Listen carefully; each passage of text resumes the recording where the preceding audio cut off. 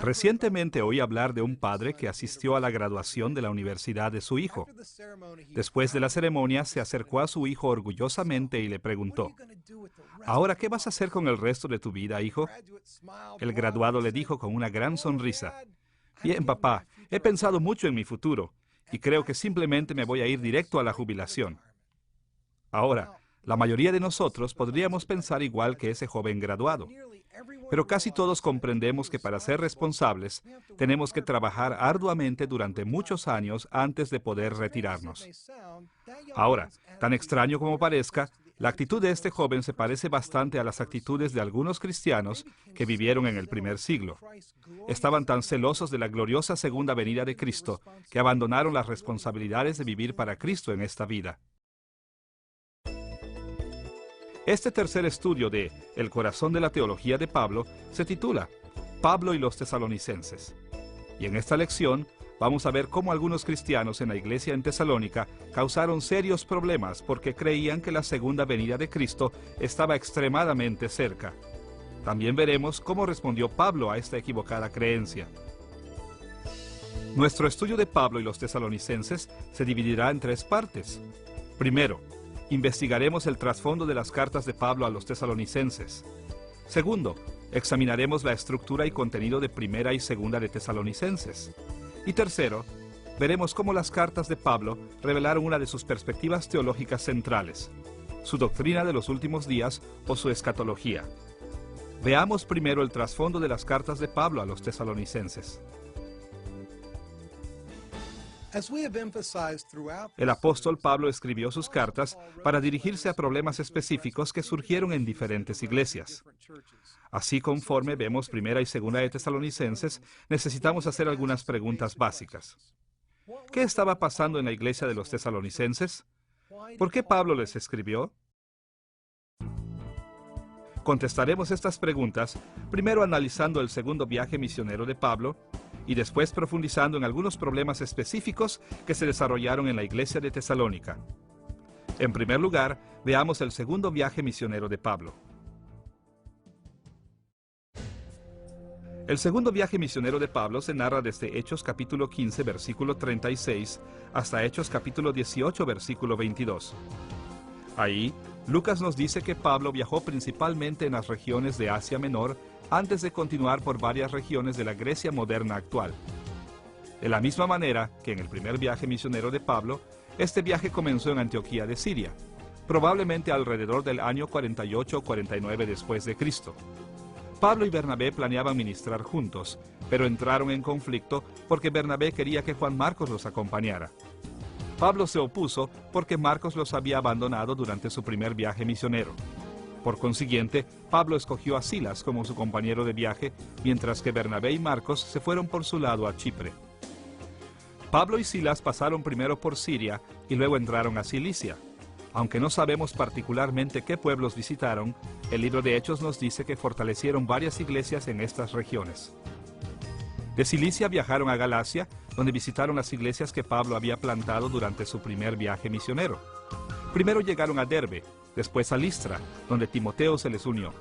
De Listra continuaron hasta Frigia, pasando por Galacia. Ahora, a estas alturas, Pablo quería predicar en la provincia de Asia, en la región occidental de Asia Menor, así como en Bitinia al norte. Pero el Espíritu Santo no lo permitió. Así que la compañía fue de Frigia al puerto costero de Troas, aproximadamente a 500 kilómetros de ahí, donde la razón de su apresurado viaje hacia el oeste se esclareció. En un sueño, Pablo vio a un hombre que le pidió que viniera a Macedonia, principalmente a las áreas que ahora quedan dentro de las regiones norteñas de Grecia. En respuesta a este sueño, Pablo y sus compañeros inmediatamente zarparon hacia Macedonia. Pasaron brevemente por Neápolis antes de llegar a Filipos, donde permanecieron durante algún tiempo. Ahí vieron a un gran número de personas venir a Cristo. En el futuro, sin embargo, las personas de Filipos encarcelaron a Pablo por exorcizar un demonio de una muchacha esclava. Pero aún desde la cárcel extendió el evangelio. En medio de la noche, un terremoto rompió cadenas y abrió las puertas de la prisión, liberando a los prisioneros. Aunque los prisioneros pudieron haber escapado, ellos permanecieron en sus celdas para que el carcelero no fuera castigado por perderlos. El carcelero se impresionó tanto por este acto de caridad hacia él, que él y toda su casa vinieron a la fe. De Filipos, los misioneros pasaron por Antípolis y Apolonia antes de llegar a Tesalónica, donde Pablo predicó el Evangelio en la sinagoga durante 3 semanas. Con esta evangelización, varios judíos y muchos gentiles recibieron el Evangelio. Pablo trabajó para mantenerse económicamente durante este tiempo. También recibió regalos de cristianos filipenses que le ayudaron a satisfacer sus necesidades. Estos hechos nos hacen pensar que Pablo pudo haber permanecido en Tesalónica, incluso algunos meses. Sin embargo, llegó el momento en que algunos judíos que no creían se pusieron celosos del éxito del Evangelio y formaron un tumulto contra Pablo y Silas, obligándolos a huir hacia Berea. Al principio, los bereanos recibieron el mensaje del Evangelio de Pablo ávidamente, pero pronto los judíos tesalonicenses que no creían se enteraron y pusieron también a esta ciudad en su contra. Pablo huyó una vez más. Esta vez se dirigió hacia Atenas, donde no solo predicó a los judíos en la sinagoga, como era su costumbre, sino también a los filósofos epicúreos y estoicos en el Areópago. De Atenas, Pablo viajó a Corinto, donde se quedó por lo menos 1 año y medio, quizá más, plantando y levantando una iglesia. Después de esto, partió hacia el este, parando brevemente en Cencrea y navegando de ahí hacia Éfeso, en Asia Menor. De allí navegó hacia Cesarea y después regresó a casa, a Antioquía en Siria. Tal vez en su camino visitó brevemente Jerusalén. Su viaje probablemente finalizó por el año 51 o 52 después de Cristo. Fue durante este segundo viaje misionero que Pablo escribió sus 2 cartas a los tesalonicenses. Según Primera de Tesalonicenses capítulo 3 versículos 1 y 2, mientras Pablo estaba en Atenas, envió a Timoteo a Tesalónica para animar a los creyentes ahí. Esto debió haber sido alrededor del año 49 o 50 después de Cristo, poco después de que Pablo y su compañía habían dejado Tesalónica. Cuando Timoteo volvió, probablemente en el año 50 o 51 después de Cristo, lo más seguro es que Pablo estaba en Corinto. Al parecer, Timoteo le había dicho a Pablo sobre varias faltas serias y problemas prácticos que habían surgido en la iglesia de los tesalonicenses. Seguramente Pablo escribió Primera de Tesalonicenses desde Corinto, poco después de la llegada de Timoteo, para dirigirse a estos problemas.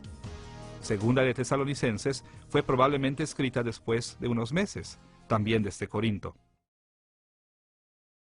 Ahora que hemos visto cómo las epístolas de Pablo a los tesalonicenses encajan dentro del contexto más extenso de su segundo viaje misionero, debemos analizar más detalladamente los problemas que surgieron en la iglesia de Tesalónica.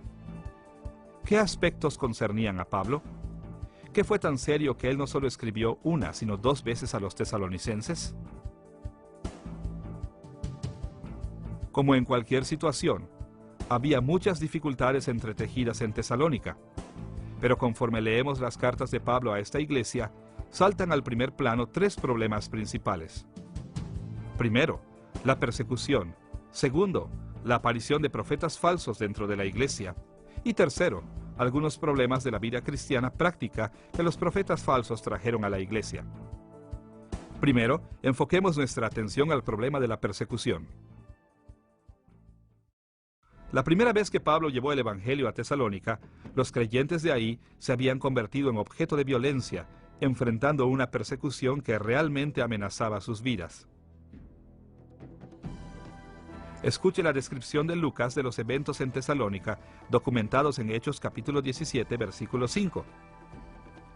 Entonces los judíos que no creían, teniendo celos, tomaron consigo algunos ociosos, hombres malos, y juntando una turba, alborotaron la ciudad, y asaltando la casa de Jasón, procuraban sacarlos al pueblo.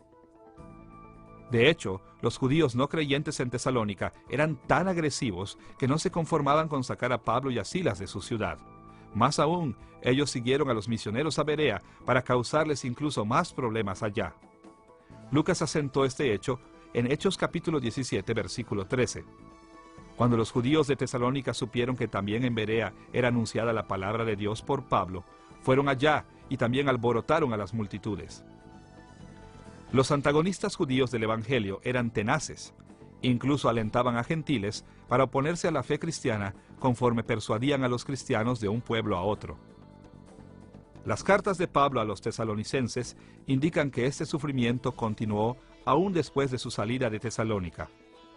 En Primera de Tesalonicenses capítulo 2, versículos 14 al 16, Pablo describió sus tribulaciones de esta manera.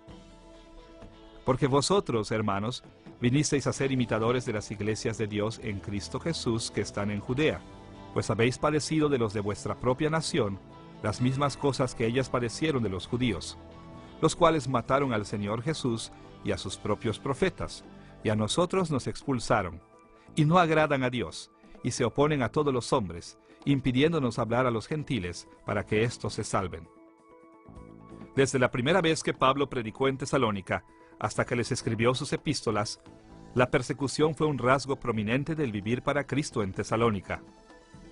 Y como Pablo lo escribió a los creyentes de esa ciudad, él estaba muy consternado sobre esta persecución y los efectos que tenía sobre ellos.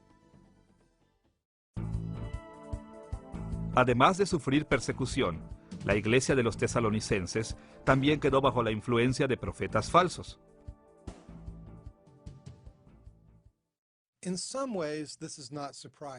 De alguna manera, esto no es sorprendente. En primer lugar, a lo largo de la historia, cuando los cristianos han sufrido persecución por largos periodos de tiempo, a menudo ellos han anhelado que Jesús vuelva para librarlos de su aflicción. Para simplificar, los cristianos en sufrimiento tienden a orientar sus vidas completamente hacia la segunda venida de Cristo. Realmente esta vida ofrece un poco más que desilusión y sufrimiento, pero nosotros dirigimos nuestra mirada hacia el día en que Jesús nos rescatará. En segundo lugar, cuando los cristianos están muy enfocados en la segunda venida de Cristo, normalmente quedan muy susceptibles a maestros falsos o profetas falsos que tienen puntos de vista excéntricos con respecto a la segunda venida. Y esto precisamente es lo que les pasó a los tesalonicenses. Maestros falsos vinieron a la iglesia con creencias equivocadas sobre la proximidad de la segunda venida de Cristo. Para poder apreciar el daño que causaron los maestros falsos en Tesalónica, mencionaremos dos puntos: el conflicto que se desarrolló entre los profetas falsos y Pablo, y el contenido de la enseñanza de los profetas falsos. Veamos primero que maestros falsos se oponían fuertemente a las enseñanzas de Pablo. Por ejemplo, cuando recibió de Timoteo los informes de la condición en que se encontraba la iglesia de los tesalonicenses, Pablo supo que profetas falsos habían entrado en compañerismo con los creyentes y habían hablado en contra de algunas de sus enseñanzas. Una de las reacciones de Pablo ante ese problema fue recordarles a los tesalonicenses que examinaran cada profecía que oyeran. Escuche sus palabras en Primera de Tesalonicenses capítulo 5, versículos 20 y 21. No menospreciéis las profecías, examinadlo todo, retened lo bueno. Pablo instruyó a los tesalonicenses a someter todo a prueba y a retener lo bueno, porque quería que evaluaran el contenido de cada instrucción que recibían. Ellos debían retener solo lo bueno, desechando todo lo que no concordara con lo que sabían que era verdad de las Escrituras y de las enseñanzas de Pablo. Pero los profetas falsos no se rindieron fácilmente. Por el contrario, continuaron enseñando y predicando sus doctrinas falsas. De hecho, es posible incluso que hayan mandado cartas bajo el nombre de Pablo en un intento por persuadir a los tesalonicenses de sus puntos de vista. Era claro que Pablo estaba angustiado sobre este tipo de actividades al escribir en 2 de Tesalonicenses capítulo 2, versículos 1 al 2, «Os rogamos, hermanos, que no os dejéis mover fácilmente de vuestro modo de pensar, ni os conturbéis, ni por espíritu, ni por palabra, ni por carta como si fuera nuestra». La preocupación de Pablo sobre el problema de falsificaciones también está clara en 2 de Tesalonicenses capítulo 3, versículo 17, donde escribió: «La salutación es de mi propia mano, de Pablo, que es el signo en toda carta mía. Así escribo». Pablo agregó palabras escritas por su propia mano como una firma que distinguía sus cartas de las falsificaciones, ayudando a los tesalonicenses a identificar las cartas que eran auténticas de él y a rechazar la profecía falsa. Este conflicto con los profetas falsos nos lleva a otra pregunta al leer las cartas de Pablo a los tesalonicenses. ¿Qué estaban enseñando estos profetas falsos? No podemos estar seguros de todo lo que ellos enseñaban, pero si recordamos la continua persecución en Tesalónica y examinamos el contenido de las epístolas de Pablo a los tesalonicenses, podemos deducir que los profetas falsos tenían una variedad de conceptos erróneos sobre la segunda venida de Cristo. Su principal problema, sin embargo, era que ellos creían que Jesús volvería casi inmediatamente. De hecho, tan increíble como nos parezca, algunos profetas falsos incluso habían proclamado que Cristo ya había vuelto. Escuche 2 de Tesalonicenses capítulo 2, versículos 1 al 3. Pero con respecto a la venida de nuestro Señor Jesucristo y nuestra reunión con Él, os rogamos, hermanos, que no os dejéis mover fácilmente de vuestro modo de pensar, ni os conturbéis, ni por espíritu, ni por palabra, ni por carta como si fuera nuestra, en el sentido de que el día del Señor está cerca. Nadie os engañe en ninguna manera. Evidentemente, por lo menos algunos de los profetas falsos habían enseñado que la iglesia de Tesalónica ya se había perdido de la segunda venida de Cristo. Es posible que hayan deducido esas ideas del culto cívico de Tesalónica que adoraba a Cabirus, un héroe local asesinado que se decía que volvía periódicamente al mundo. Los maestros falsos pueden haber aplicado este tipo de perspectiva a la fe cristiana, diciéndoles a los tesalonicenses que Cristo ya había vuelto. Cualquiera que fuese la fuente de estos errores, Pablo condenó fuertemente a los profetas falsos e instruyó a los tesalonicenses a que se tomaran fuertemente de lo que él les había dicho sobre la segunda venida de Cristo. Ahora que hemos visto cómo la persecución y la profecía falsa habían llegado a los tesalonicenses, debemos mirar algunas maneras prácticas en las que estos problemas impactaron a la iglesia. Varias preocupaciones significantes aparecen en las cartas de Pablo a los tesalonicenses, pero nosotros nos enfocaremos en dos: el desaliento y la irresponsabilidad. Veamos primero el desaliento de los tesalonicenses. Cuando los cristianos creían que la segunda venida de Jesús estaba a la vuelta de la esquina, inevitablemente se desmoronaban porque Jesús no aparecía. En Tesalónica muchos creyentes habían orientado sus vidas enteras alrededor del regreso inmediato de Cristo. Ellos habían sufrido y habían dejado mucho por causa de Cristo. Aún cuando los meses pasaban, no solo estaban defraudados, sino que para empeorar las cosas, varios creyentes iban muriendo. Aquellos que permanecían vivos se angustiaban sobre el destino eterno de los creyentes que se habían ido.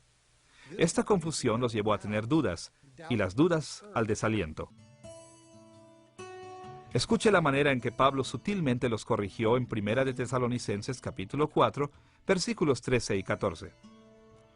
Tampoco queremos, hermanos, que ignoréis acerca de los que duermen, para que no os entristezcáis como los otros que no tienen esperanza. Porque si creemos que Jesús murió y resucitó, así también traerá Dios con Jesús a los que durmieron en él. Pablo les aseguró a los tesalonicenses que aunque los santos que ya no estaban habían muerto físicamente, aún estaban vivos con Cristo y que ellos acompañarían a Cristo cuando Él regresara. Además del desaliento y la confusión, el mensaje de los profetas falsos los había llevado a una vida irresponsable. Realmente no es difícil entender lo que pasó en Tesalónica. Póngase usted en su situación. Si usted creyera que el mundo se acabará el próximo mes, ¿seguiría yendo a trabajar? ¿O repararía su casa? ¿O construiría escuelas? Si usted estuviera muy seguro de que Jesús va a regresar dentro de pocos días, las actividades normales ya no parecerían muy importantes. Esto precisamente es lo que pasó en Tesalónica. Los profetas falsos convencieron a algunos de los cristianos de ahí que ya no necesitaban mantenerse. Su posición era: ¿para qué preocuparse por el trabajo si Jesús regresará tan pronto? Por eso en 1 de Tesalonicenses capítulo 4, versículos 11 y 12, Pablo les dijo que deben volver a trabajar. Que procuréis tener tranquilidad y ocuparos en vuestros negocios y trabajar con vuestras manos de la manera que os hemos mandado, a fin de que os conduzcáis honradamente para con los de afuera y no tengáis necesidad de nada.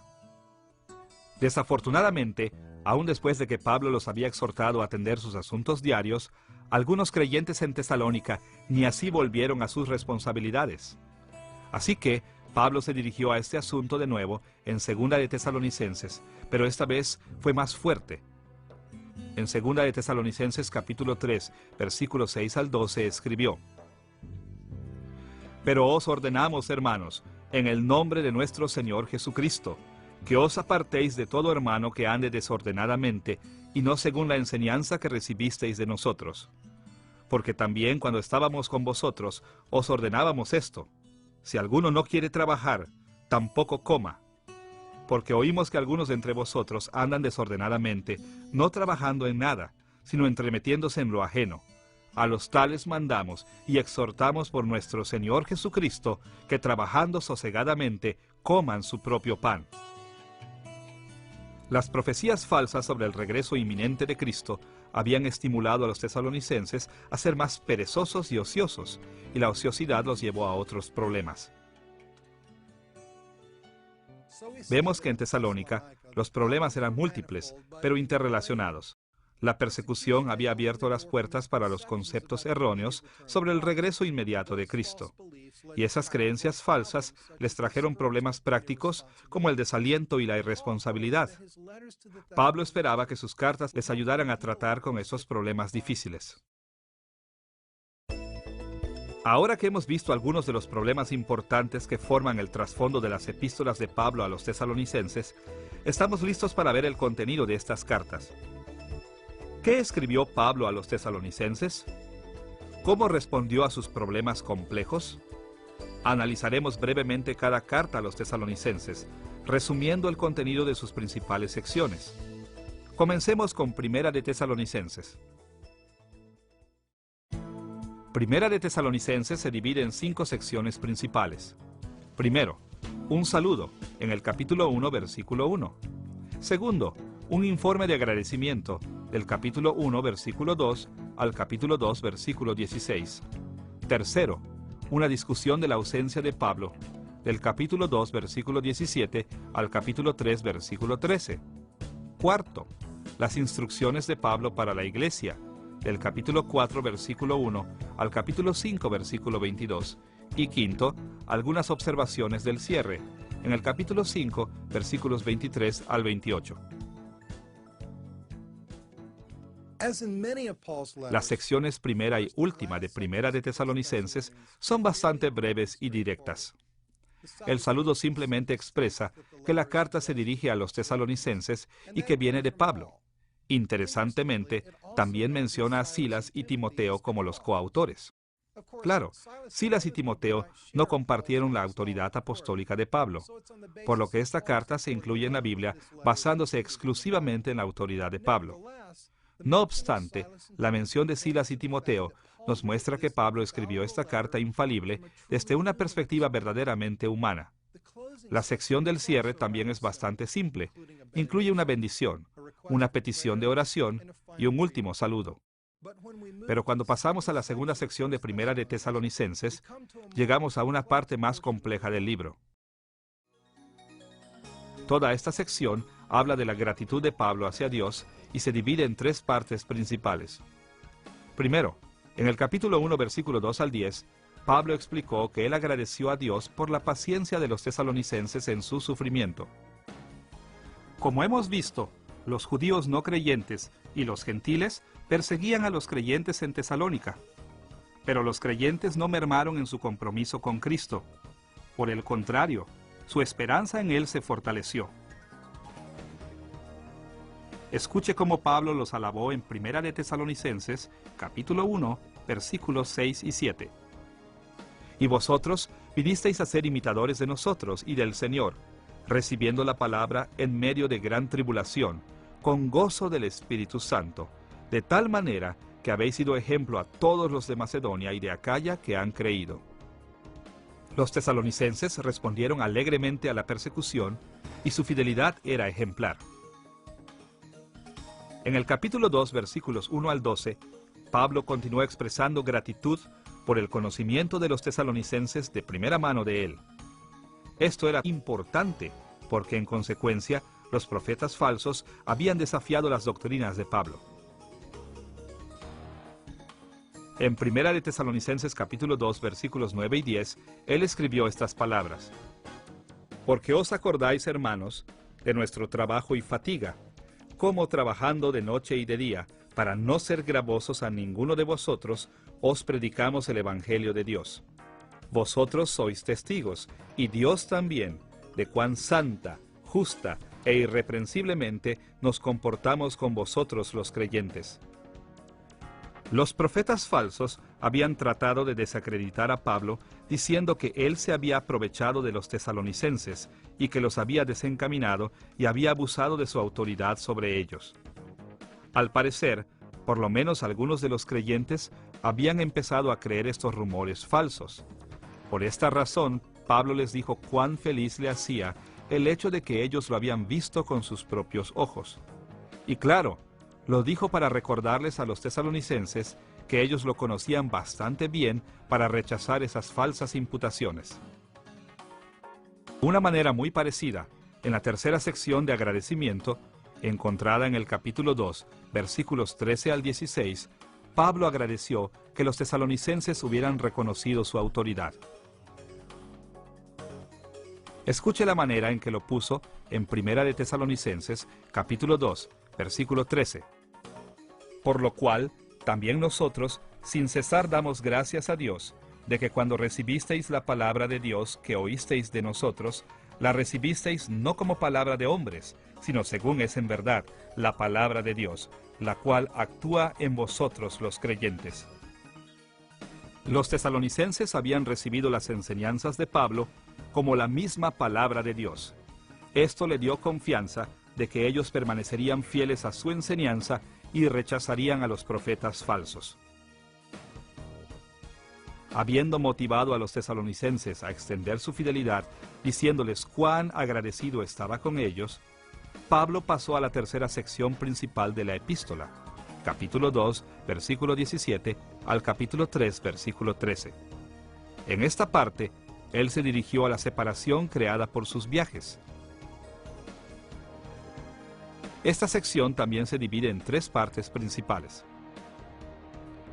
Desde el capítulo 2, versículo 17, hasta el capítulo 3, versículo 5, Pablo les dejó claro a los tesalonicenses sobre su continua preocupación sincera por ellos, y demostró esta preocupación enviando a Timoteo a que los visitara.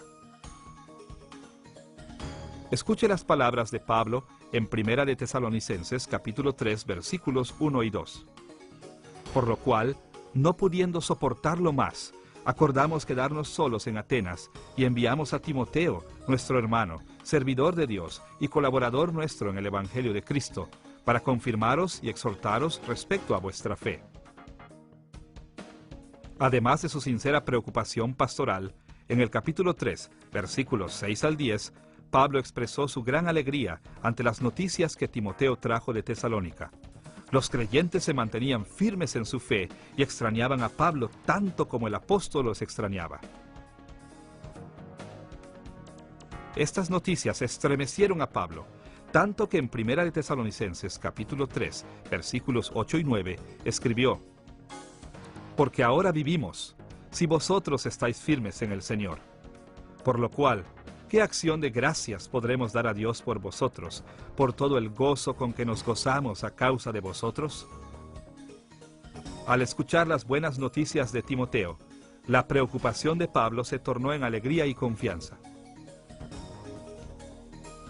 En tercer lugar, en el capítulo 3, versículos 11 al 13, Pablo oró por los tesalonicenses, pidiéndole al Padre que dirigiera su camino para visitarlos de nuevo. La cuarta sección principal de esta carta va desde el capítulo 4, versículo 1, hasta el capítulo 5, versículo 22. Muchos de los creyentes tesalonicenses habían estado tan distraídos por la idea del regreso inmediato de Cristo que habían perdido el interés en la vida del mundo presente. Así que Pablo les dio varias instrucciones para corregir los problemas existentes y prevenir el futuro. Él no quería que los tesalonicenses perdieran la esperanza de que Jesús volvería, pero quería que reconocieran que Cristo no podía regresar tan rápido. Quería que vivieran como el Señor lo había mandado. Esta sección es relativamente larga y está compuesta de una breve introducción, seguida por la parte principal de la instrucción de Pablo. Primero, el capítulo 4, versículos 1 y 2, son la parte introductoria de la sección. Aquí, Pablo encomendó a los tesalonicenses en conjunto obedecer sus mandatos anteriores. Claro, él sabía que la tentación de desobedecer sus instrucciones era fuerte debido a la abundante, tal vez incluso explícita, libertad prometida por los antagonistas de las responsabilidades y límites terrenales. Así que, Pablo recordó a los tesalonicenses que su enseñanza llevaba la autoridad del Señor Jesucristo. El mismo Dios reencaminaría a los tesalonicenses si ellos descuidaran sus palabras. Segundo, desde el capítulo 4, versículo 3, al capítulo 5, versículo 22, Pablo mencionó varias áreas específicas en las que esperaba que los tesalonicenses cristianos pudieran protegerse del pecado y aumentar su obediencia a Cristo. Como lo hemos mencionado, él prestó particular atención a los pecados que pudieran promulgarse en la enseñanza falsa en la iglesia de los tesalonicenses. Pablo comenzó en el capítulo 4, versículos 3 al 8, con mandatos de ser sexualmente puro. Históricamente, la inmoralidad sexual ha caracterizado a muchos grupos que han creído que el fin del mundo está a la mano. Tal vez, el ejemplo más relevante puede encontrarse en el culto cívico de la misma Tesalónica, en el que se celebraba en adoración el supuesto regreso del dios Cabirus, que involucraba una conducta de inmoralidad sexual. Pablo terminó esta sección con gran énfasis al anotarse otro acierto de la autoridad divina que respaldaba sus palabras. En el capítulo 4, versículos 9 y 10, Pablo alabó a los tesalonicenses por su amor fraternal y los animó a que se amaran al máximo. El contexto de este capítulo implica que una manera concreta de demostrar el amor es ser autosuficiente para evitar convertirse en una carga para otros. En el capítulo 4, versículos 11 y 12, Pablo mandó a los tesalonicenses a que se comprometieran a un oficio digno y a trabajar diariamente. Algunos creyentes tesalonicenses estaban tan fascinados con la idea de que Jesús regresaría en un futuro inmediato que habían dejado de ocuparse de sus trabajos diarios.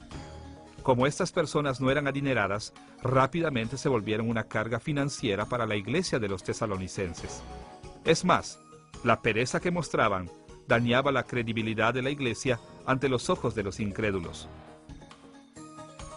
En el capítulo 4, versículos 13 al 18, el apóstol exhortó a los tesalonicenses a que se animaran entre sí, con la esperanza de reunirse en un futuro con sus seres queridos que habían muerto en el Señor.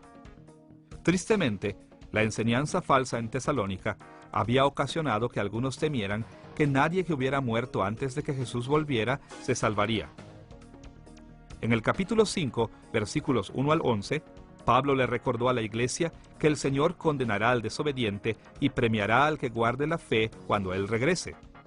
Lejos de ser un motivo para la indisciplina e inmoralidad, Pablo quiso aclarar que el regreso de Cristo debe motivar a todos los creyentes a vivir vidas santas. En el capítulo 5, versículos 12 y 13, Pablo reafirmó la autoridad de los líderes justos de la iglesia en Tesalónica. Él había dejado hombres a cargo de sostener la doctrina, y probablemente estos hombres se oponían a los maestros falsos. Como resultado, la iglesia de los tesalonicenses estaba recibiendo una dualidad de mensajes. Por un lado, de sus verdaderos líderes, y por el otro, de sus usurpadores. Pablo dejó claro que la enseñanza del liderazgo establecido debía seguirse, y la enseñanza de los profetas falsos debía ser rechazada.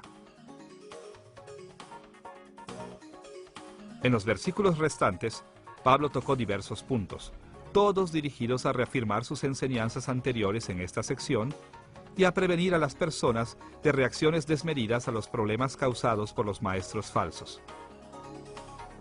En el capítulo 5, versículo 14, indicó que la iglesia debe amonestar en lugar de consentir a los perezosos.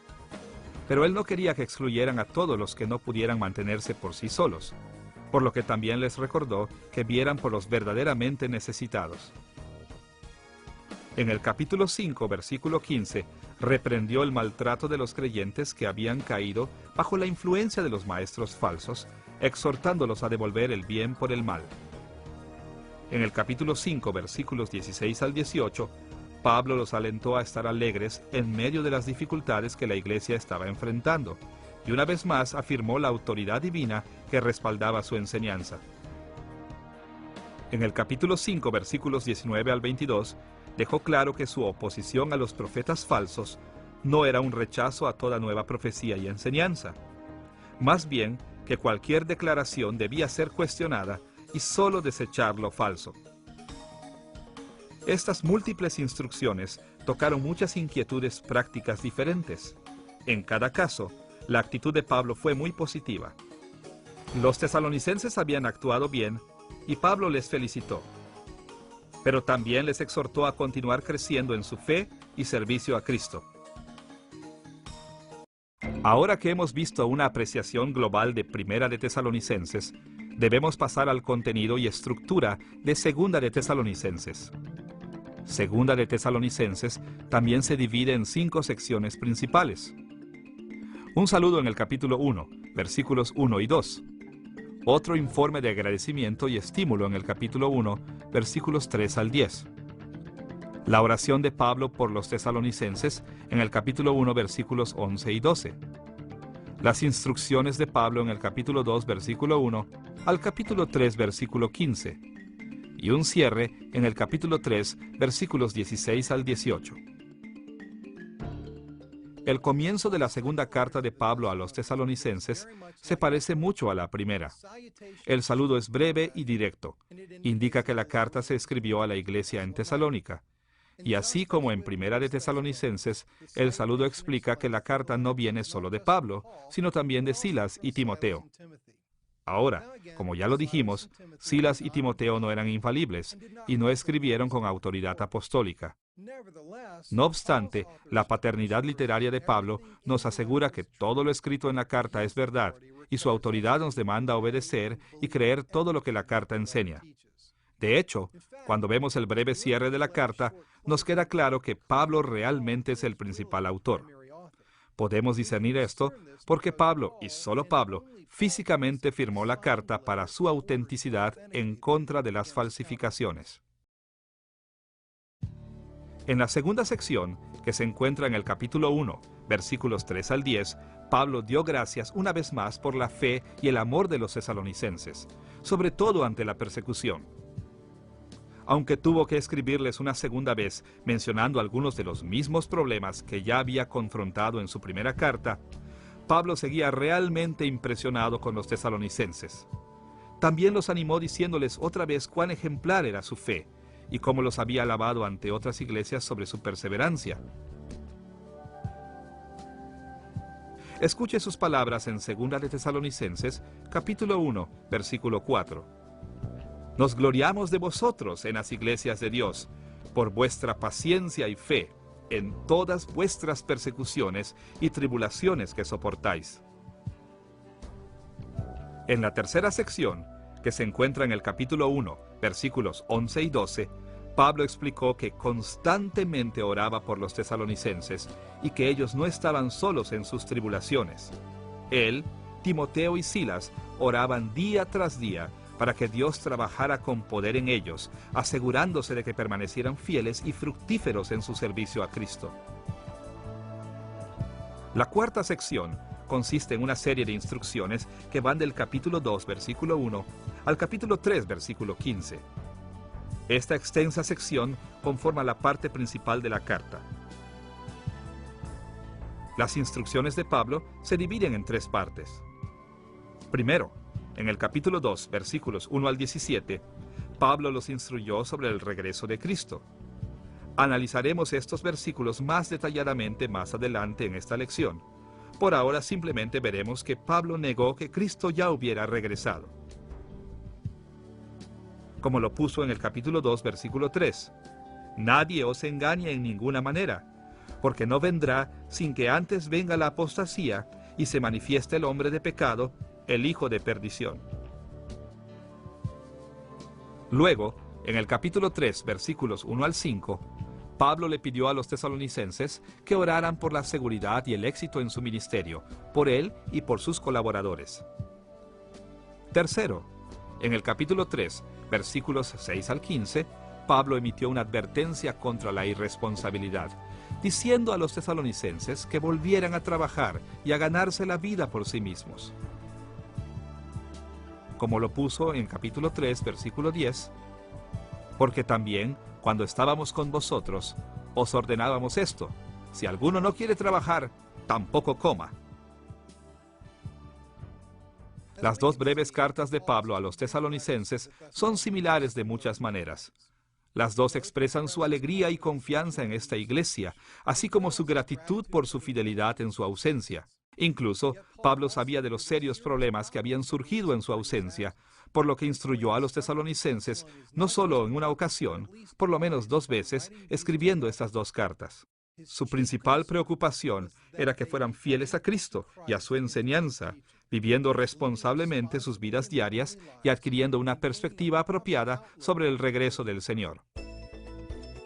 Hasta este momento, hemos explorado el trasfondo de las cartas de Pablo a la iglesia en Tesalónica y el contenido básico de estas epístolas. Ahora podemos pasar a nuestro tercer tema. ¿Cómo reflejaron estas epístolas la doctrina teológica central de Pablo de los últimos días, es decir, su escatología? En sus cartas a los tesalonicenses, Pablo abordó problemas específicos relacionados con sus vidas. Escribió sobre los profetas falsos y sobre una vida responsable y llena de fe, de la misma manera que corrigió sus puntos de vista sobre la segunda venida de Cristo. Pero como lo hemos visto en lecciones anteriores, es útil distinguir las enseñanzas específicas que Pablo incluyó en estas cartas desde los mandatos teológicos más básicos que unían las piezas de todo lo que enseñó. Como en sus otras cartas, las epístolas de Pablo a los tesalonicenses salieron del corazón de su teología, a la que hemos llamado su escatología.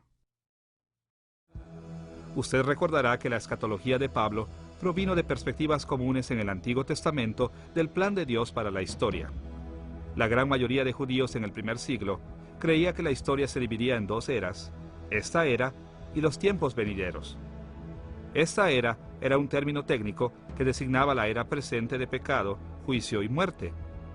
Pero los tiempos venideros eran la era del juicio final contra los enemigos de Dios y las bendiciones últimas para el pueblo de Dios.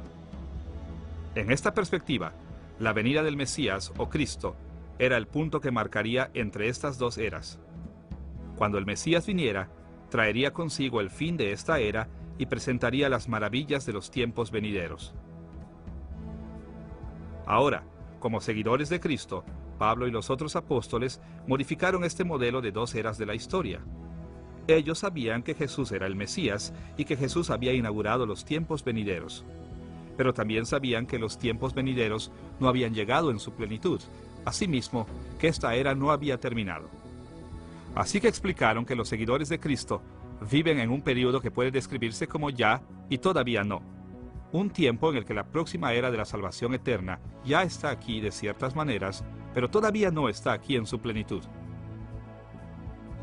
Este modelo de escatología ocasionó algunas disputas en la iglesia primitiva porque naturalmente surgía la pregunta: ¿cuánto de los tiempos venideros ya está aquí? Conforme los cristianos buscaban respuesta a esta pregunta, algunos tomaron posiciones extremas. Como lo vimos en la lección de Pablo y los Gálatas, algunos cristianos actuaron como si los tiempos venideros no hubieran llegado de ninguna manera significante, subestimando lo mucho que Cristo había logrado en su primera venida. Nosotros llamamos a esta desequilibrada perspectiva escatología minimizada. En Tesalónica, sin embargo, prevalecía el otro extremo. Los tesalonicenses desarrollaron lo que nosotros podríamos llamar una escatología sobreentusiasta. Bajo la influencia de profetas falsos, muchos creían que la consumación de los tiempos venideros ya había ocurrido o que simplemente estaban a la vuelta de la esquina. Y debido a esto, trataban muchos aspectos de la vida en esta era como insignificantes. Pablo se dio cuenta de que esta escatología sobreentusiasta había llevado a los tesalonicenses a serios problemas. Así que Les escribió para darles una perspectiva más equilibrada del traslape entre esta era y los tiempos venideros. Pablo respondió al problema de los tesalonicenses intentando equilibrar su manera de ver los tiempos finales. Él hizo esto por lo menos de tres maneras importantes. Primero, explicó la doctrina de la salvación de manera que equilibraba la escatología de los tesalonicenses. Segundo, Pablo relacionó su entendimiento de los tiempos finales a la moralidad o ética cristiana. Y tercero, les mostró a los tesalonicenses su relación entre su posición histórica y los eventos que preceden al regreso de Cristo. Veamos primero la manera en que la doctrina de la salvación de Pablo ayudó a los tesalonicenses a encontrar equilibrio en su escatología. Pablo intentó enfriar la escatología sobreentusiasta de los tesalonicenses, atrayendo su atención al mostrarles una magnitud de la salvación en Cristo que ellos ignoraban en gran manera. Bajo la influencia de profetas falsos, muchos tesalonicenses casi identificaban la salvación completamente con las bendiciones que vendrían con el regreso de Cristo. No importaba nada más que la salvación que vendría al regreso de Cristo. Para oponerse a esta exageración sobre el futuro, Pablo señaló que la salvación que se aplicaría cuando Cristo regresara dependía de la salvación que ya había tenido lugar. Segunda de Tesalonicenses capítulo 2 versículos 13 y 14 nos muestra una declaración útil de las perspectivas que Pablo quería que los tesalonicenses tuvieran. Escuche ahí sus palabras. Pero nosotros siempre tenemos que dar gracias a Dios por ustedes, hermanos amados por el Señor, porque Dios los escogió para que fueran los primeros en alcanzar la salvación por medio del Espíritu que los hace santos y de la verdad en que han creído. Para esto los llamó Dios por medio del Evangelio que nosotros anunciamos, para que lleguen a tener parte en la gloria de nuestro Señor Jesucristo. Podría decirse mucho sobre estos versículos, pero nosotros tomaremos nota de tres dimensiones de la salvación presentadas aquí. Veremos primero cómo Pablo atrajo la atención hacia la salvación en el pasado. Después veremos su preocupación por la salvación futura. Y finalmente, analizaremos cómo este pasaje menciona dimensiones presentes o actuales de la salvación. Veamos primero la manera en que Pablo describió la salvación en el pasado. Con respecto a las dimensiones del pasado de la salvación, Pablo habló de la elección o preferencia de Dios por los tesalonicenses. Pablo dijo que Dios escogió a los tesalonicenses, lo que quiere decir que antes de que los tesalonicenses vinieran a la fe por medio de la predicación del Evangelio de Pablo, Dios ya había decidido que amaba a los tesalonicenses e iba a salvarlos. Esta elección, de hecho, fue hecha antes de que Dios creara el mundo. Escuche cómo Pablo habló sobre la elección de Dios de las personas para la salvación en Efesios capítulo 1, versículo 4. Nos escogió en Él, Cristo, antes de la fundación del mundo, para que fuésemos santos y sin mancha delante de Él. Esta idea también parece estar presente en 2 de Tesalonicenses capítulo 2, versículo 13, donde Pablo escribió: Pero nosotros debemos dar siempre gracias de que Dios os haya escogido desde el principio para salvación, mediante la santificación por el Espíritu y la fe en la verdad. El punto de Pablo está claro. Los tesalonicenses fueron salvos porque Dios los escogió para la salvación. La salvación no está fundada en las elecciones que los seres humanos hacen en la historia, sino en la eterna voluntad de Dios. Ahora, es importante comprender que para Pablo, la elección no fue una acción tomada a la ligera y de manera caprichosa. Como ya hemos leído en Efesios capítulo 1, versículo 4, la elección de Dios fue hecha en Cristo. De la misma manera que lo hemos visto en otras lecciones, ser hecha en Cristo significa estar en unión con Jesús, de manera que cuando Él pasó de esta era a la siguiente por medio de su muerte y resurrección, nosotros también, porque estamos unidos a Él, pasamos de esta era a los tiempos venideros. Así que, cuando Pablo les recordó a los tesalonicenses de su elección, tenía en mente que Dios los había escogido para estar unidos con Jesús y pasar junto con Él de esta era a los tiempos venideros. Por eso es que Pablo también escribió sobre otra dimensión de la salvación de los tesalonicenses que había ocurrido en el pasado: su conversión. Note que en 2 de Tesalonicenses capítulo 2 versículo 14, Pablo dijo que, a lo cual os llamó mediante nuestro evangelio. Dios llamó a los tesalonicenses a la salvación por medio del evangelio. Aquí Pablo se refirió al tiempo cuando él había predicado el evangelio de Cristo a los tesalonicenses durante su segundo viaje misionero.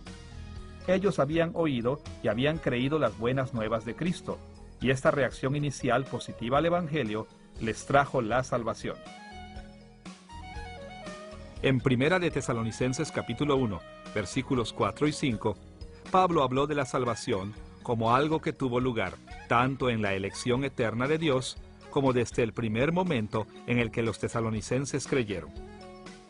Porque conocemos vuestra elección, pues nuestro evangelio no llegó a vosotros en palabras solamente, sino también en poder, en el Espíritu Santo y en plena certidumbre. La conversión de los tesalonicenses es la prueba de que Dios ya los había escogido para la salvación. Al mencionar estas dimensiones pasadas de la salvación que ya se habían realizado en las vidas de los tesalonicenses, Pablo reafirmó el evangelio que ya les había predicado y les aseguró que ya habían experimentado ciertos aspectos de la salvación. La segunda manera en que Pablo atrajo la atención hacia la salvación en sus cartas a los tesalonicenses estaba enfocada en las dimensiones futuras de su salvación. Por ejemplo, en 1 de Tesalonicenses capítulo 1, versículo 10, Pablo escribió que los creyentes deben esperar de los cielos a su Hijo, al cual resucitó de los muertos, a Jesús, quien nos libra de la ira venidera. De una manera muy parecida, en 2 de Tesalonicenses capítulo 2, versículo 14, indicó que el final de la redención divina es alcanzar la gloria de nuestro Señor Jesucristo. A pesar de que los tesalonicenses estaban demasiado preocupados por el regreso de Cristo, Pablo sabía que el regreso futuro de Cristo traería la salvación a su consumación. Tal como lo sabían muy bien todos los tesalonicenses, la última meta de la salvación es la liberación final de la ira divina y la glorificación de los seguidores de Cristo. Pablo no tuvo miedo en admitir que en el futuro nosotros experimentaremos una transformación radical y completa a un estado inimaginable de honor y gloria conforme reinemos con Cristo en los nuevos cielos y la nueva tierra. En tercer lugar, además de mencionar los aspectos pasados y futuros de la salvación, Pablo habló también de la salvación como una realidad presente continua. Él mencionó esta dimensión de la salvación de dos maneras en 2 de Tesalonicenses capítulo 2, versículo 13. Dios los escogió para que fueran los primeros en alcanzar la salvación por medio del Espíritu que los hace santos y de la verdad en que han creído. Por otro lado, Pablo señaló que la salvación estaba llegando a los tesalonicenses por medio del Espíritu. Como hemos visto en otras lecciones, hubo un gran derramamiento del Espíritu Santo entre el pueblo de Dios, cuando Cristo ascendió a las alturas. Y Pablo señaló que esta era una bendición de los tiempos venideros. De hecho, en Efesios capítulo 1, versículo 14, él llamó al Espíritu Santo el anticipo de nuestra herencia de los maravillosos tiempos venideros. Así que, cuando mencionó al Espíritu trabajando en los tesalonicenses, Pablo atrajo su atención al asombroso hecho de que ellos ya estaban experimentando una medida de la herencia que esperaban tan ansiosamente.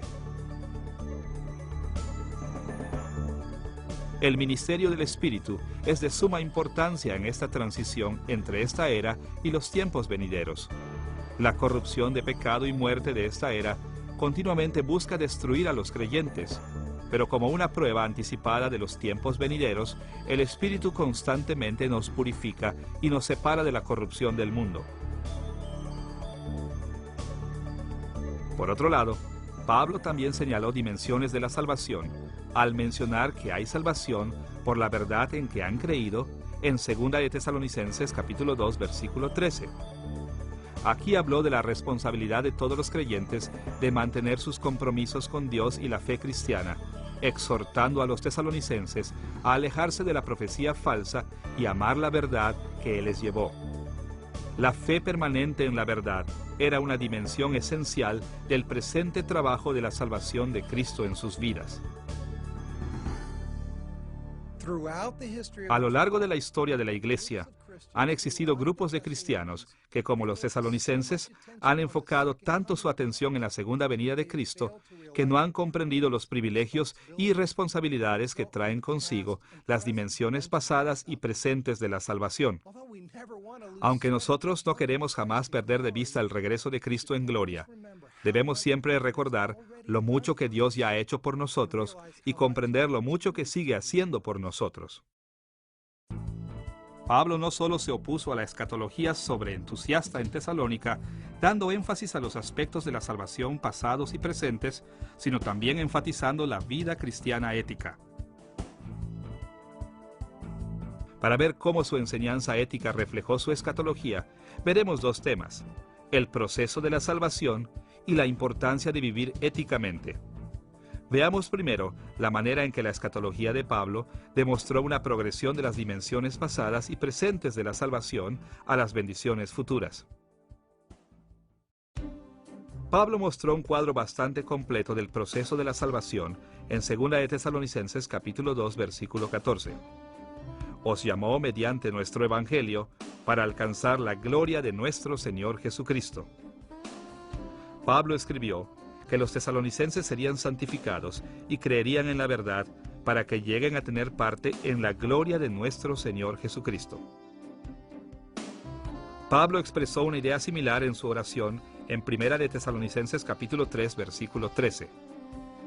Para que sean afirmados vuestros corazones, irreprensibles en santidad delante de Dios nuestro Padre, en la venida de nuestro Señor Jesucristo con todos sus santos.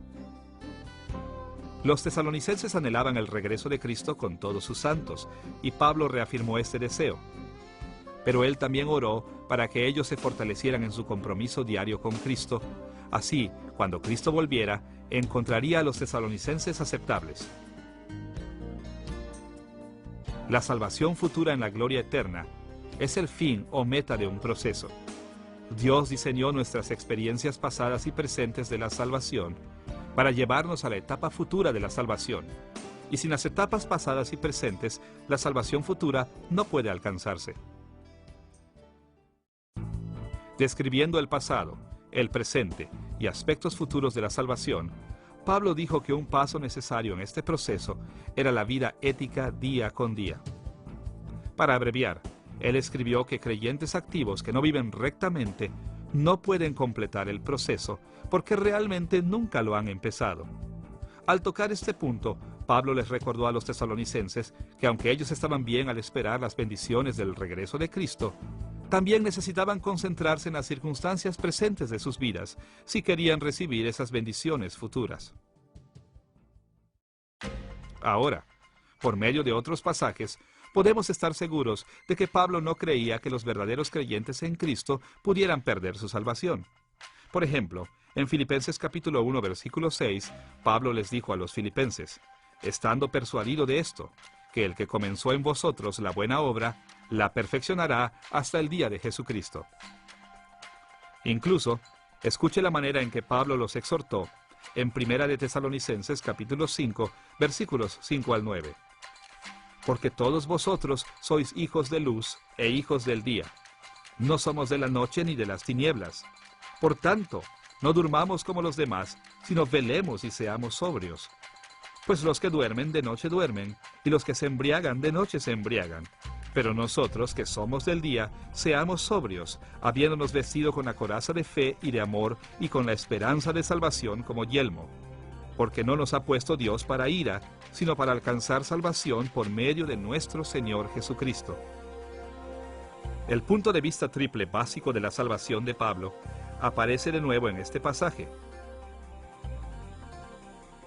En el pasado, los tesalonicenses eran de la luz y del día. Ellos ya habían recibido este estatus especial ante los ojos de Dios. Se habían vuelto fieles, amorosos y con esperanza en la salvación. Como ya habían experimentado la salvación en el pasado, Pablo insistió que tenían una obligación de continuar en la salvación en el presente. Seamos sobrios, es decir, estemos siempre en nuestro sano juicio. Y más allá de esto, Pablo dijo que la razón por la que los cristianos debemos estar siempre en nuestro sano juicio y protegernos como con una coraza, con la fe, la esperanza y el amor, es que nuestra salvación futura depende de esto. Dios no quiere que suframos su ira, sino que recibamos la salvación. Pero también ha fijado nuestra fidelidad presente como el medio para obtener nuestra salvación futura. A la luz de esto, Pablo incluyó muchas instrucciones morales en Primera y Segunda de Tesalonicenses. Por ejemplo, como ya hemos visto en Primera de Tesalonicenses capítulo 4, versículo 3, al capítulo 5, versículo 22, él los exhortó a trabajar con sus manos para sostenerse, abstenerse de la inmoralidad sexual, amar y preocuparse por su prójimo, pagar el mal con el bien y llevar una vida santa. Estas y otras instrucciones específicas a los tesalonicenses surgieron de la firme convicción de Pablo de que los cristianos viven en un tiempo en el que la salvación ya es una realidad presente. La escatología de Pablo demostró una progresión de las dimensiones de la salvación pasadas y presentes a las bendiciones futuras.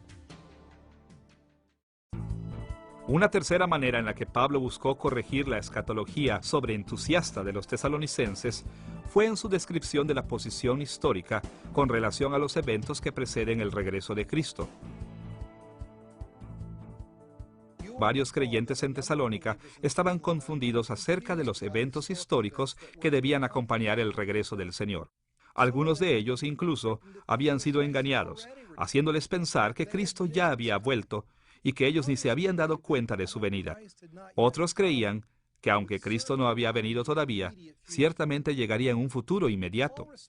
Pablo respondió a estas ideas equivocadas, recordando a los tesalonicenses que varios eventos tenían que preceder el regreso de Cristo y que estos eventos aún no llegaban. Escuche lo que escribió en 2 de Tesalonicenses capítulo 2, versículos 1 al 8. Pero con respecto a la venida de nuestro Señor Jesucristo, no vendrá sin que antes venga la apostasía y se manifieste el hombre de pecado, el hijo de perdición, porque ya está en acción el misterio de la iniquidad, solo que hay quien al presente lo detiene, hasta que él a su vez sea quitado de en medio. Y entonces se manifestará aquel inicuo, a quien el Señor matará con el espíritu de su boca y destruirá con el resplandor de su venida. Este pasaje les ha fascinado a diversos intérpretes desde los primeros días de la Iglesia, y han existido muchas opiniones diferentes de lo que significa. En términos generales, podemos decir que Pablo les enseñó a los tesalonicenses que su escatología sobreentusiasta estaba equivocada, porque ciertos eventos debían tener lugar antes de que Cristo volviera en gloria. Según este pasaje, había por lo menos 4 cosas que tenían que suceder antes de que Cristo volviera. 1.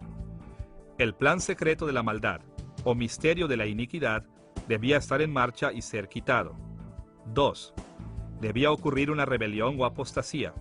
3. El que ahora está deteniendo el plan secreto de la maldad debía ser quitado. Y 4. El malvado debía aparecer o ser revelado.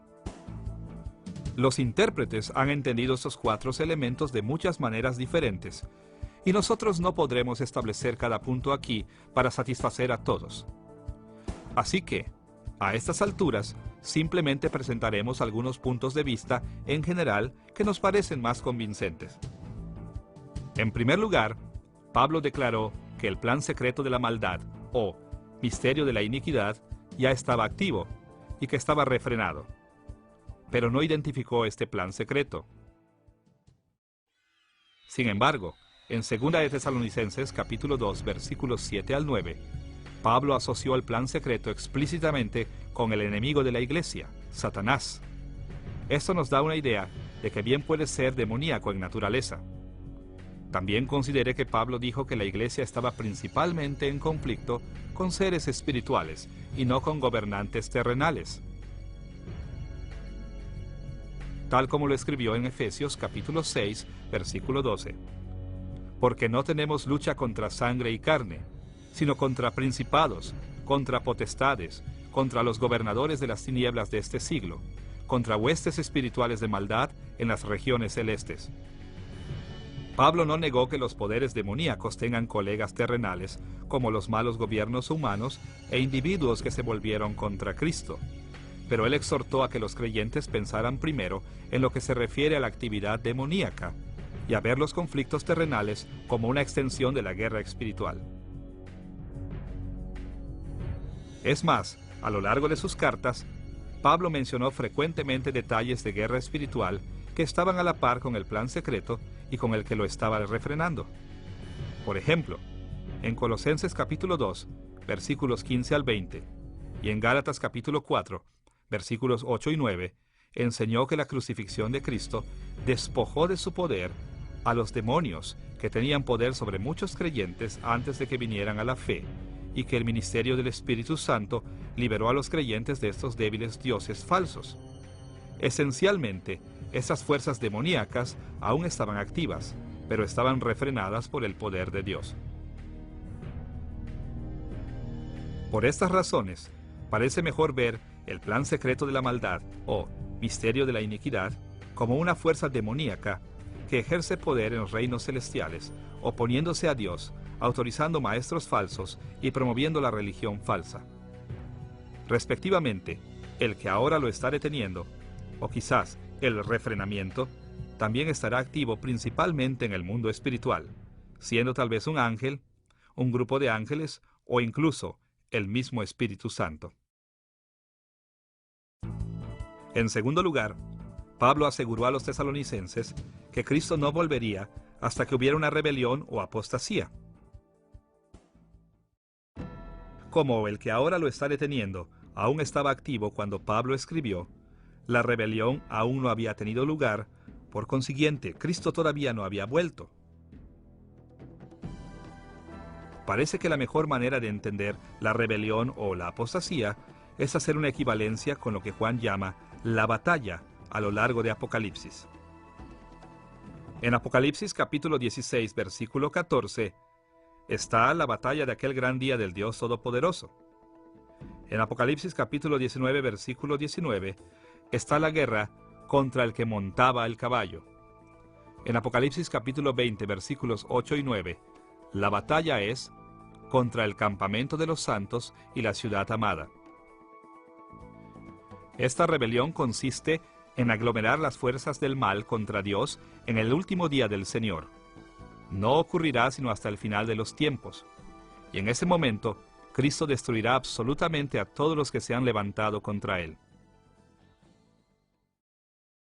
Más allá de esto, Pablo indicó que la rebelión nunca podría tener lugar hasta que el que ahora lo está deteniendo dejara de detener el plan secreto de la maldad. Porque los tesalonicenses estaban conscientes del trabajo activo y continuo del que ahora lo detiene, no debían tener ningún temor de que ya se hubieran perdido de la llegada de Cristo. Finalmente, Pablo mencionó que Cristo no volvería hasta que aquel malvado de la iniquidad fuera descubierto. De la descripción de Pablo en 2 de Tesalonicenses capítulo 2 versículos 4 al 9, el malvado de la iniquidad parecería ser una clase de parodia de Jesucristo encarnado. Por ejemplo, el versículo 8 dice que, igual que Jesús, Él aparecerá. El versículo 6 indica que Él no aparecerá antes de su debido tiempo. Según el versículo 9, llegará con mucho poder y con señales y milagros falsos. Y el versículo 4 dice que llegará haciéndose pasar por Dios. Se han hecho muchas especulaciones con respecto a la identidad del malvado de la iniquidad. Algunos han pensado que es una figura política específica, como el emperador romano Nerón Claudio César en el primer siglo.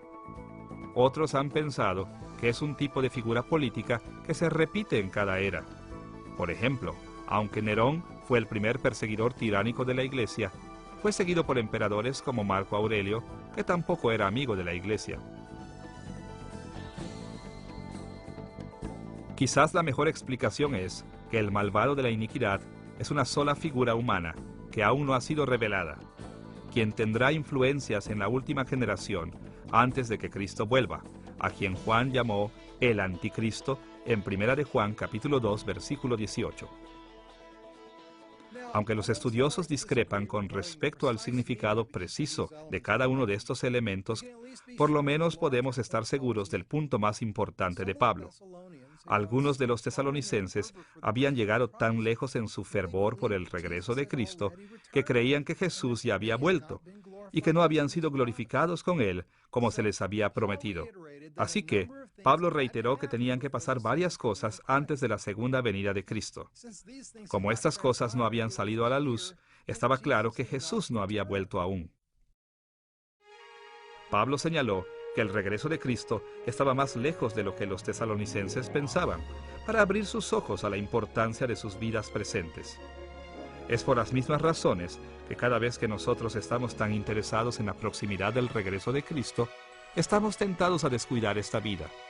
Debemos recordar cuán importante es que nos comprometamos con las responsabilidades y problemas de la vida de ya, pero todavía no.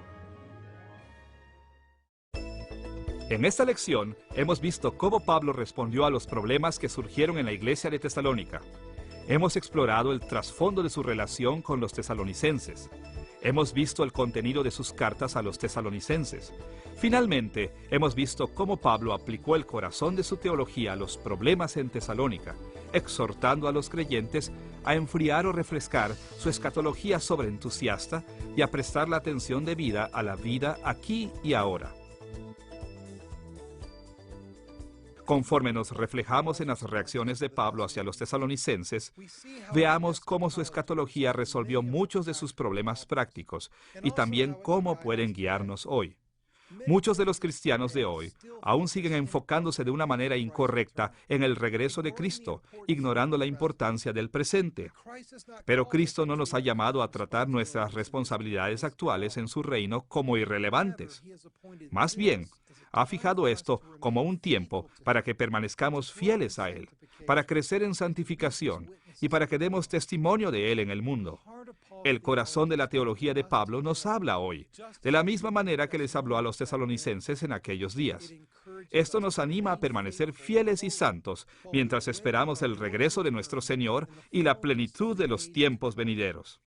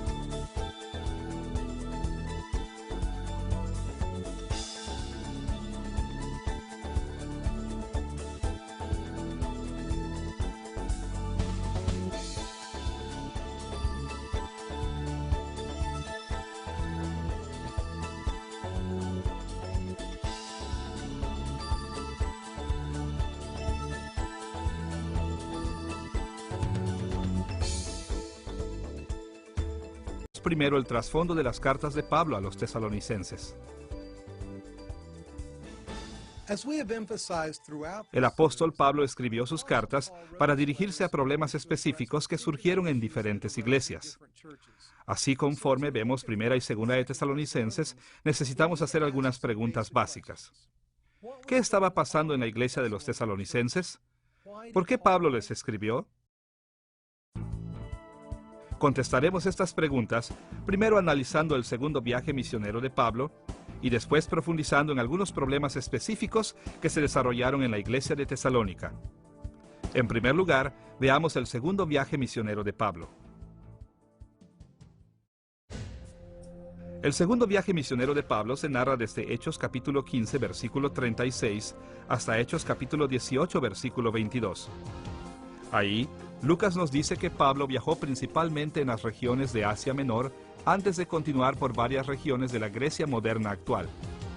De la misma manera que en el primer viaje misionero de Pablo, este viaje comenzó en Antioquía de Siria, probablemente alrededor del año 48 o 49 después de Cristo. Pablo y Bernabé planeaban ministrar juntos, pero entraron en conflicto porque Bernabé quería que Juan Marcos los acompañara. Pablo se opuso porque Marcos los había abandonado durante su primer viaje misionero.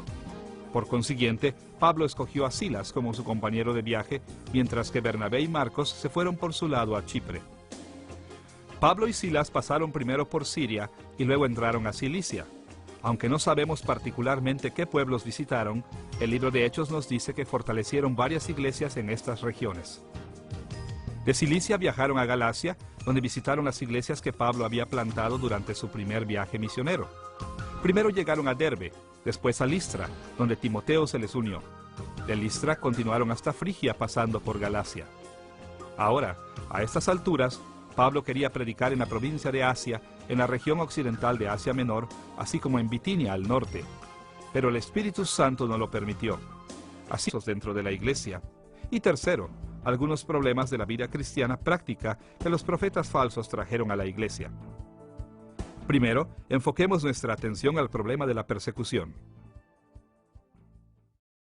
La primera vez que Pablo llevó el Evangelio a Tesalónica, los creyentes de ahí se habían convertido en objeto de violencia, enfrentando una persecución que realmente amenazaba sus vidas. Escuche la descripción de Lucas de los eventos en Tesalónica, documentados en Hechos capítulo 17, versículo 5. Entonces los judíos que no creían, teniendo celos, tomaron consigo algunos ociosos, hombres malos, y juntando una turba, alborotaron la ciudad, y asaltando la casa de Jasón, procuraban sacarlos al pueblo. De hecho, los judíos no creyentes en Tesalónica eran tan agresivos que no se conformaban con sacar a Pablo y a Silas de su ciudad. Más aún, ellos siguieron a los misioneros a Berea para causarles incluso más problemas allá. Lucas asentó este hecho en Hechos capítulo 17, versículo 13. Cuando los judíos de Tesalónica supieron que también en Berea era anunciada la palabra de Dios por Pablo, fueron allá y también alborotaron a las multitudes.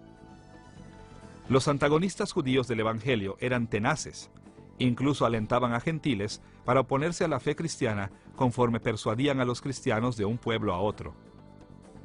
Las cartas de Pablo a los tesalonicenses indican que este sufrimiento continuó aún después de su salida de Tesalónica. En Primera de Tesalonicenses capítulo 2, versículos 14 al 16, Pablo describió sus tribulaciones de esta manera. Porque vosotros, hermanos, vinisteis a ser imitadores de las iglesias de Dios en Cristo Jesús que están en Judea, pues habéis padecido de los de vuestra propia nación las mismas cosas que ellas padecieron de los judíos, los cuales mataron al Señor Jesús y a sus propios profetas, y a nosotros nos expulsaron, y no agradan a Dios, y se oponen a todos los hombres, impidiéndonos hablar a los gentiles para que éstos se salven. Desde la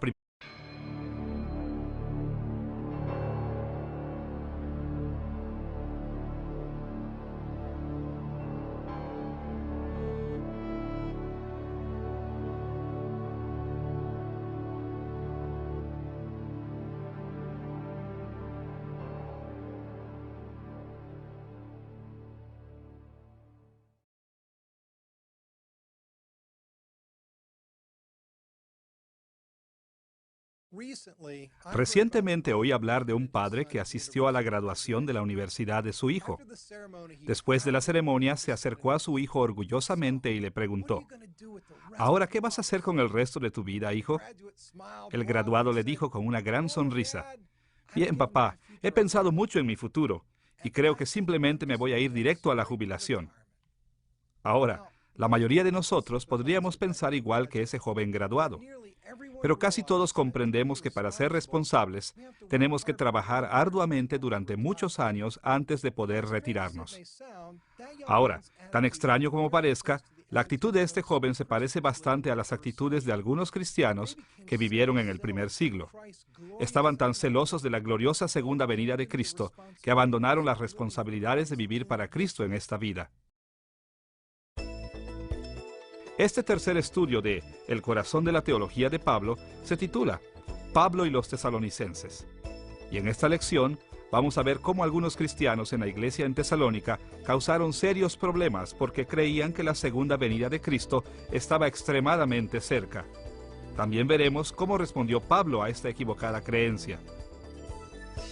Nuestro estudio de Pablo y los tesalonicenses se dividirá en tres partes. Primero, investigaremos el trasfondo de las cartas de Pablo a los tesalonicenses. Segundo, examinaremos la estructura y contenido de Primera y Segunda de Tesalonicenses. Y tercero, veremos cómo las cartas de Pablo revelaron una de sus perspectivas teológicas centrales, su doctrina de los últimos días o su escatología. Veamos. De Atenas, Pablo viajó a Corinto, donde se quedó por lo menos 1 año y medio, quizá más, plantando y levantando una iglesia. Después de esto, partió hacia el este, parando brevemente en Cencrea y navegando de ahí hacia Éfeso, en Asia Menor. De allí navegó hacia Cesarea y después regresó a casa, a Antioquía en Siria. Tal vez en su camino visitó brevemente Jerusalén. Su viaje probablemente finalizó por el año 51 o 52 después de Cristo. Fue durante este segundo viaje misionero que Pablo escribió sus 2 cartas a los tesalonicenses. Según Primera de Tesalonicenses capítulo 3 versículos 1 y 2, mientras Pablo estaba en Atenas, envió a Timoteo a Tesalónica para animar a los creyentes ahí. Esto debió haber sido alrededor del año 49 o 50 después de Cristo, poco después de que Pablo y su compañía habían dejado Tesalónica.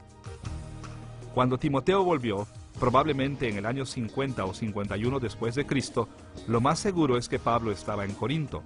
Al parecer, Timoteo le había dicho a Pablo sobre varias faltas serias y problemas prácticos que habían surgido en la iglesia de los tesalonicenses. Seguramente Pablo escribió Primera de Tesalonicenses desde Corinto, poco después de la llegada de Timoteo, para dirigirse a estos problemas.